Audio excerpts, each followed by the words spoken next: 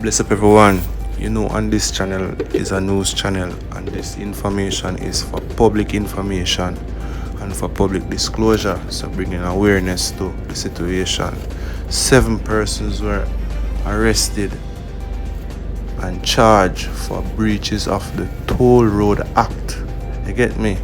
This press release was on the 2nd of July, which is today, by the CCU. So 7 people have been arrested by the police following complaints by the Toll Authority of Jamaica that several motorists have been evading the toll payment at the toll plazas by doing a thing called tailgating.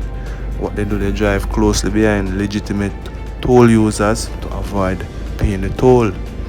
Now, the Public Safety and Traffic Enforcement Branch, PSTEB, conducted several targeted operations in St. Catherine and for the Portmore Toll Plaza on June 12, where 7 offenders were arrested. 7 man, but I don't call them name. I don't think that relevant. One of the man them though was subsequently charged and was fined $5,000 or 10 days in prison. For breaching the toll 5 times. So the rest of those charges are expected to appear in the St. Catherine Parish Court on July 6.